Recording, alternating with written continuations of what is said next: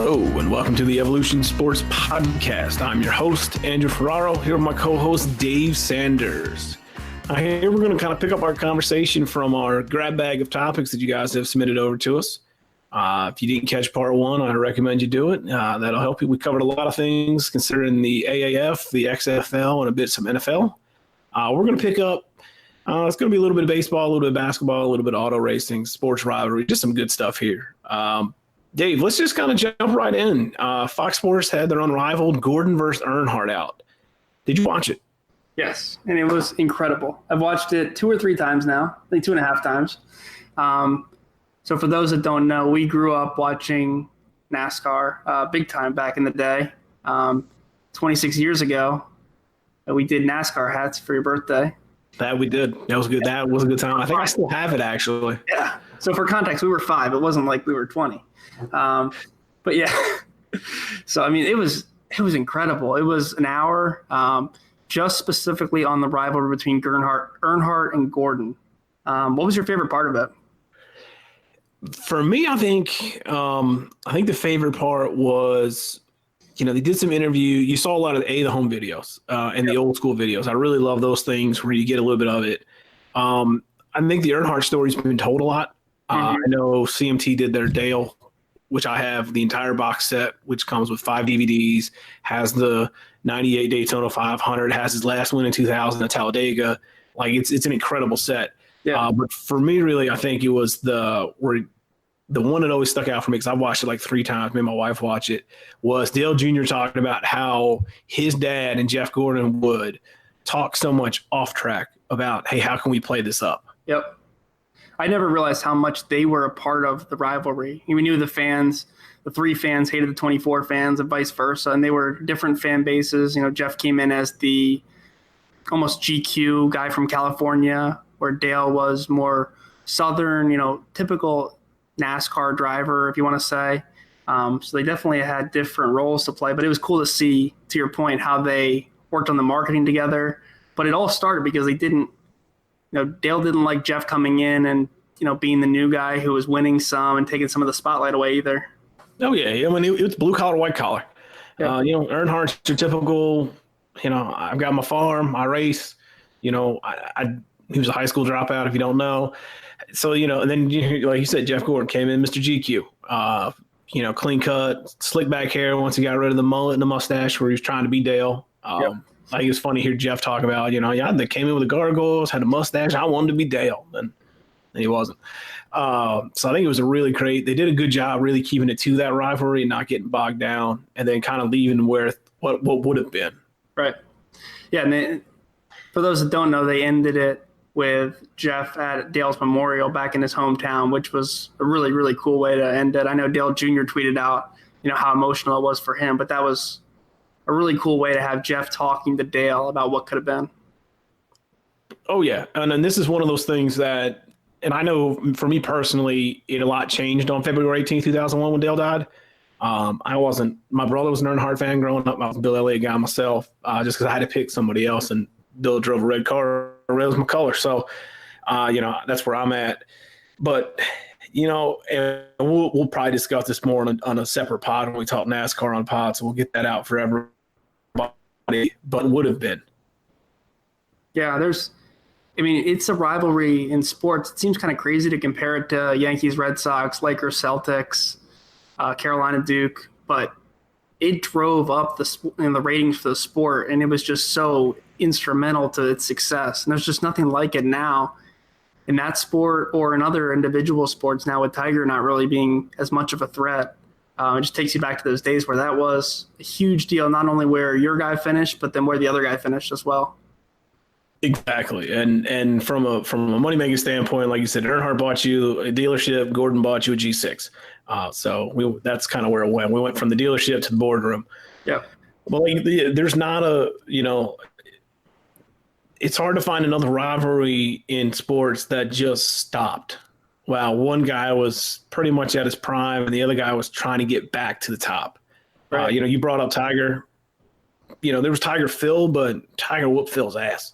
Right. Most of the time. Tiger versus everybody else. Every week, really. Yeah. So, I mean, that was much watch golf. So that's probably one of the closer ones, but it's hard to find another really kind of one-on-one matchup between athletes.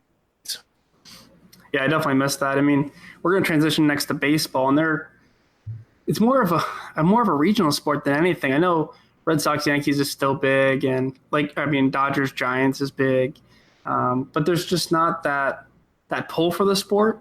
I guess getting into that are the star players marketed well enough? We've talked about that a bit in the past with Manfred's comments, but I guess what do you make of this baseball offseason? Because it seems like it dragged out so long. There was huge names out there. I mean, it's very rare to have 26-year-old superstars in their primes, out there for the taking without having to give up much compensation, really just the second-round draft pick. So what do you make of how that all played out, especially with Harper and Machado? I mean, we've talked a bit of baseball in previous podcasts. If you haven't caught that, go back and definitely listen to it to get a little bit more thoughts. So I won't rehash those. It's a problem. That's really the only way you can put it is you have two superstars in Manny Machado and Bryce Harper. Who you can't tell me there's not every team that wouldn't love to have either one of them. When you look at what they went for, they were reasonable values. Yeah, 10 years at $300 million at 13 at 330 sounds like a hell of a lot of money. It is. But from a value standpoint, it's pretty damn good. Exactly, because on those front end years, you're going to profit so much over what they're making that the back end years they're kind of like a sunk cost. But overall, you're not buying these guys like Pujols at 31. You're getting some prime years, probably 5 or 6 good years here. Yeah. Now paying Harper $20 million at age 40 is going to be an issue, but yeah it happens. That should have gone in his earlier years. Yeah. He's underpaid right now. Yeah, so he's underpaid right now, so it all bounces out and gives him a chance. So for me, if you look at baseball, the offseason's all totally jacked up anyway. If you look at the NFL, we're talking combine, we're talking what's going to happen at free agent. Like there's a buzz going. Same thing happens with the NBA. What's going to happen with Anthony Davis? Where's he going to go? Is he gets messed? What's going to happen? There's none of that in baseball. No, there's none of it. I know our buddy Matt Winkleman, who was on earlier to talk Phillies and prospects. He's been pretty passionate about this, and we're going to try to get him on a podcast soon. But it really is, an issue with this sport. I don't know how necessarily they fix it either, because it's a waiting game. I don't know if you saw the clip that came out, I think it was yesterday, and it's Harper getting off the plane with Scott Boras, and then John Middleton and his wife are there to greet them. And Middleton and Boras are talking, and you can hear him mic'd up, and they're joking about, I'm glad this is resolved. And then Boras is like, you're a patient son of a bitch. And he's like, and Middleton comes back that you're a good negotiator. So, they're just waiting each other out. And I don't know how you get around that, because their spring training, while it's important and while we love it, Harper's going to be ready for the season. So I don't know what we do to really speed this up next year. It's I don't know necessarily if you need to speed it up, but like Harper to the Phillies wasn't a surprise. I think Machado going out to San Diego, that was kind of a bigger surprise, because you don't think of San Diego spending money. But we even, we looked at kind of where baseball's at. There's a lot of teams that just don't want to spend money. And it's one of those, I don't need every team to do a 10-year, $300 million contract every year, but spend some money. Yeah. And the argument, I know Manfred's made this argument that spending isn't required to win. But in a way, spending is related to winning, or they wouldn't have a luxury tax. And the thresholds that if you spend over this amount for competitive balance reasons, you have to pay the other teams. So it seems like that doesn't fully align with what he's been saying recently, at least in my opinion. I agree. If you want to put a soft cap with that luxury tax, then there needs to be a floor. Right. You're looking at teams that aren't spending any money, and that's kind of the big deal. I think that Matt talks about is if you look at the bottom 10 spending teams, Tampa Bay's at $56 million. Well, Bryce Harper and Manny Machado cost $56 million combined. So now they've got an entire roster that's less than that. And I'm not asking, and there's some surprising names on this list. I get Tampa Bay not spending money. I get Pittsburgh not really spending money. The Marlins aren't spending money because they had to pay so damn much to buy the team to begin with, and Jeff Lee Laurie is an idiot. So that's all jacked up. But you look at the Chicago White Sox. They've won a World Series. You look at a Texas Rangers. They were close. You look at Atlanta. Atlanta's one of the bottom 10 spending teams, and they went to the playoffs. Yeah, and even the Cubs have spent a lot of money, but their players are mad that they didn't make any, investments this summer. So sport's going through an interesting period where I think in the next CBA we may see some changes. It's definitely being talked about a lot. I don't know how much of it is positive that's being talked about in the sport, but the only positive about this is that everybody's hyped about Machado and Harper signing now, and it leads in nicely to the baseball season. But that's the only positive I can find. Yeah, but the hard part for me there is we waited until March to sign them, or end of February. It's like, so we were already ramping up for spring training anyway. So your core baseball fans are already excited for baseball being back. Fair. And I'm not asking every team out there to have a $250 million payroll, but there's enough talent out there right now, and you can go look at the unsigned. If you can go Twitter and just or Google and search unsigned free agent baseball top ones. And you could field a competitive roster with the guys that are not signed.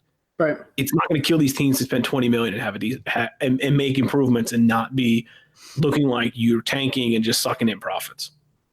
Yeah, I think the floor, to your point, maybe it ties back into the revenue that the sport generates. Because I know Harper got the question in his introductory press conference that, you make this $330 million contract. What do you say to fans that say that's a lot of money? And he said, well, baseball last year, I think it was brought in $11.4 billion. So maybe making the floor a percentage of the revenue that comes in and goes to the teams, maybe that's something they can do. Yeah, it's definitely fine on the number, but I think the Harper has generated a lot of buzz. He's already doing a great job endearing himself to Philadelphia fans. I'm really excited for him. I've got some salty national talking a lot of smack, but what do you make of the Harper, I guess we can call it tampering if you really want to, talk about Mike Trout, and I've already got ready to call him, and we've talked about it. Yeah, I like it. It's very 2019. It seems to be like a play, out of the NBA playbook, that these guys want to team up together. And I know as fans, we focus so much on the rivalries in the front of the jersey. And Yankees fans hate Boston fans, but you've seen players go between that rivalry, and maybe it's not as big of a deal to them. And it seems like these guys want to play, with other great players. So to me, it's where we are in sports in 2019. I don't think it's a big issue because, how can you prevent it? In the NBA, you can't prevent it. It's guys talking. Do you think there's anything that can be done to prevent it? Do you think it's a big deal even? Not even. I could care less. I love it, actually. It's one more. Now you got people talking. Ooh, is Trout going to come over? Trout's coming, and I'll hand him 10-year, $450 million contract. I could care less. Hand him in whatever Mike Trout wants to come to Philadelphia. Sign the check. They're already making plenty of money. Like I said, it's hard for me to cry, oh, I feel bad for the owners having to pay some money. Well, their franchise is worth billions. They're making money hand over fist in these TV deals. They can afford to pay these guys out. So I'm excited for it. Let them tamper. Tell me you want to play with Trout. Recruit whoever you want. Let's do it. It gives you something to chat about. It gives some folks a little bit more chatter. It's some good stuff. I think the Angels are just butthurt. They're crying that Harper's talking, oh, he's trying to bring Trout over. I don't care. Roll with it. And some of this stuff in the NBA is what drives the fan interest, especially the younger fan base. When you get, some of this stuff happening publicly on Twitter and these quotes really standing out, it actually could be a good thing for baseball if this becomes possibly the norm that Red Sox players are recruiting, guys over to their team and so on. I think the most interesting aspect of the press conference was that when he was asked about not having an opt-out clause in his contract, and for those that aren't familiar, an opt-out clause would give Harper a chance to become a free agent and waive the final years of his deal. He said that Boris invented the opt-out, which probably is true, but that he specifically asked not to have one. And I think sometimes we forget about the human nature side of this, that he's been hyped up since he was, so young. And it's always been, when's he going to go to the Yankees? When's he going to go to the Dodgers? They have 6 years of control, but what's going to happen after the Nationals? That maybe he's grown tired of some of that stuff, and he just wants to be in one place, sign this deal, and say, I have a no-trade clause. I don't have an opt-out. I'm not moving. I'm set here. I can, have my family, grow in this area. And then he can, during the season, he doesn't have to deal with those questions. Will he opt out? Will he not opt out? Will the Phillies trade him? None of that's an issue now. So I think in the era of, 2019, where we're seeing more player movement than ever and guys, not staying on teams for long times, it's actually was pretty cool to see. As we transition over to the NBA, because we talked about tampering and, the whole Anthony Davis saga like happened now, and LeBron sitting on the edge of the bench. Is this it for LeBron? And I don't mean it by being he's washed up and he's never going to win again and he's terrible, but he is in his 30s now. He's getting older. I think the minutes are starting to wear up on him. His knees are rough. I'm just worried about, have the minutes finally caught up to LeBron? He doesn't take a lot of games off. So for me, when you talk about LeBron taking time off, I don't really know if it works or not. So look at LeBron, I say, from the dominant being the X factor in NBA, is it finally finished? I think it is. What do you think, Dave? It's the start of the decline. I was hesitant to think that when he went to go, out to the Lakers, it was a business decision more than anything. I thought he'd always expect Anthony Davis and guys to come out there sooner. But some of the metrics are hard to ignore. I've seen that he's the second slowest player on defense this year, behind only Dirk, who's walking around out there in pain. I think it's the beginning of the end, not quite the end, but we're seeing a different LeBron. How about you? Oh, I agree 100%. It's LeBron, as I was saying there, because I know you had a little bit of technical difficulties. It's not the end of LeBron as far as being a good player, but it's LeBron being the guy in the fourth quarter that can take over, that's going to carry the team on his back. I think it's done. I think the minutes have caught up to him. He's in his 30s. This Laker team's not very good, and he's kind of found out that this isn't before where a whole bunch of teams are bad in the side, and I can just, I can play well and then be good for a bit. So I think he's finding out real quick that it's not quite as easy as he thought it was. Yeah, Marcelo has talked about this on his podcast a lot over the last couple of years, that LeBron's been conserving energy on defense to, make sure he can go full out on offense, and it's hard for him to do both sides of the game. Now we're seeing those clips go viral as it becomes more of a topic on First Take and all those shows. He's not making the playoffs, and you see the embarrassing clips of him like barely trying on defense. Or I think it was 2 days ago that Kyle Kuzma had to push him towards his guy he's supposed to be defending, like, go LeBron, go. So it's funny to see it play out because he's always been in the finals every year for as long as I can remember. Yeah, he's been able to, because the whole thing was, he's always made the finals in however many straight years, and he's always for a while, was always did by himself. He carried them there. He's never had help. Then he went and got, D-Wade and Bosh, and then they won their title. They keep going. Then he went back, and it was him and Kyrie, and he blows up the roster. I think the most telling thing for me, though, with the Lakers is there's the shot that came out a few weeks ago after the Davis thing didn't fall through. He was down at the end of the bench with 4 or 5 seats in between him and the rest of the team.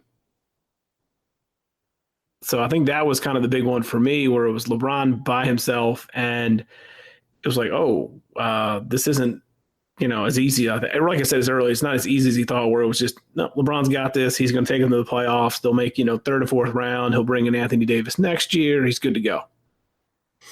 Yeah, agreed. I don't think he thought this was the plan either. What I can't get over is the guys he brought in to supplement the young players, like bringing in Rajon Rondo, who can't shoot and really hasn't been part of a winning team in a while. That seemed like an odd fit. And the numbers with Rondo, every single lineup that involves Rondo is the worst lineup in terms of like PER, like efficiency stats, true plus minus. I think Tom Haberstroh was outlining that last week. It's because Rondo's not any good. Rondo hasn't been good in 5-6 years at this point. This isn't Rondo, him, Paul Pierce, and KG. Like, Rondo's bad. Yeah, and if Lonzo Ball's a lot better than you, you're not that good. No, I mean, it's terrible. But, speaking of, Boston and where Rondo was, what's going on with Kyrie, man? I can't figure it out. When he made that promise at the season ticket holder event over the summer and said, I'm looking forward to staying in Boston, and basically committed to it, that was unnecessary. Maybe it got the questions off his back for, some time, but it just seems odd to now be so openly speaking about, well, I'm not tied to Boston. I didn't say I was going to stay. In the interviews he does, and, he's one of the flat earth truthers. I don't get it, man. Do you? Not at all. Like you said, that whole, preseason thing, we're talking the season ticket holders. Then I called LeBron. I was like, yeah, I totally get it now, where it's hard with the young guys and you have to you'll carry them kind of deal. I was like, that's not a way to endear yourself to any of the young guys on that team. Yeah. Now, I have a theory that people who talk about being leaders aren't leaders, and he talks so much about it now and how much he's learned. But what he's doing for the young guys in Boston is not leading. No, he's yeah. I think I agree with that. Actually, the kind of way you put it, the guys that talk about being a leader, I'm gonna be this leader, I'm gonna step up and do this. You rarely ever do. It's the guys that don't get told to do it, that don't have to come out and say they're being leaders, that are leaders. Yeah. So does he leave Boston or does he stay? I think he leaves. It's odd that the team's worse now that he's back and Gordon Hayward's back.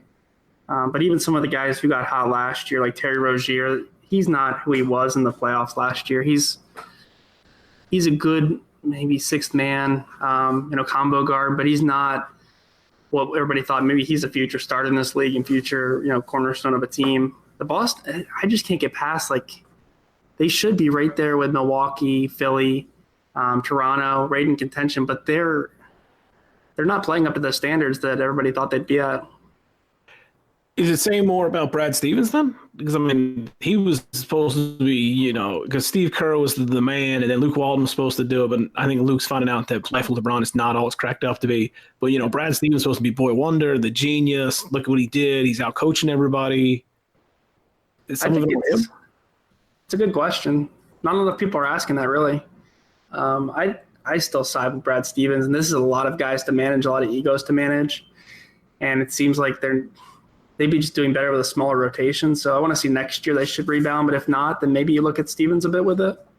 It kind of reminds me of if anybody out there plays NBA 2K and you have only a certain number of minutes to give out, and then your guys on the bench get pissed and they don't play as well. And it seems like that's kind of the case here. Their roles are just becoming a huge issue, adding in two starters to a team that was already pretty good. Maybe it's not always going to work out. I think it just makes them that much better. Yeah, trying to build an all-star team, and it's not really working. The only thing I guess my only caveat with Stevens is we've been hearing, with whether Jason Tatum and that whole move because of the Fultz saga and all that. I just expected him to be better. That's just me though. Yeah, this year's been a disappointment. Jaylen Brown's been a big disappointment. And those guys had to really step forward to be the true stars because Al Horford is declining. And some of the other role players, you almost need guys at the end of your bench who know what they are and don't expect minutes and don't go in there and just be the irrelevant competence guy like Rozier can be at times.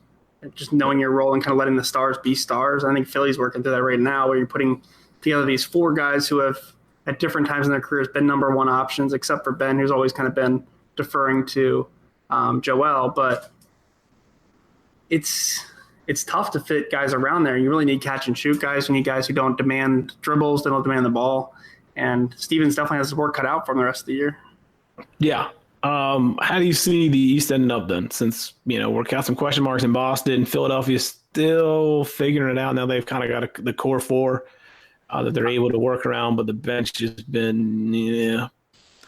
I think the East is going to be a hell of a lot of fun. You typically don't have this much uncertainty going into the playoffs. And you have four really strong teams, at least on paper. I don't know. Who would you say is the favorite on paper right now? Toronto, but I probably wouldn't nail me to an answer. I think it all depends on the day. I think Boston's got its question marks. Philly's got its question marks. As far as how they can, like you said, there's a little bit manage egos, but we got to figure all that out. Milwaukee's got G. He's the man, but then you look at Kawhi up in Toronto. So there's a lot. It's going to be the semifinals of the East and the finals of the East is probably going to be the best playoff basketball you're ever going to see. Yeah, I think so. With this many stars concentrated to those teams, and what Milwaukee's done with Budenholzer is incredible. Under him, they've basically undone everything that Jason Kidd did and allowed Giannis to just be himself, and he still doesn't have to shoot, and it doesn't matter. People that say that Ben has to shoot, he does have to get some kind of shot, but he never has to be a competent shooter. And he's just surrounded him with shooters. Malcolm Brogdon's developed into a really nice player. They've got Brook Lopez. They're shooting threes. It all makes sense there. And their system's awesome. Toronto, as you mentioned, Kawhi. And when Kawhi's fully engaged in the playoffs and not taking nights off to rest, they're going to be dangerous. And then I think Philly's right there with them, though. Having guys like Jimmy Butler and Tobias Harris who can take some of the load offensively, and if one guy's feeling it one night, he takes over, and then you've got JJ as the fifth best guy, JJ Redick. I like their chances too. So those are the three favorites to me, with Boston being the only other one that can come out of the East. And unfortunately, Indy no longer really in contention without Oladipo. Correct. Like I said, Philly to me is a really intriguing one. If they can kind of get that balance and figure it out as far as how many touches Embiid needs, how to get him his touches.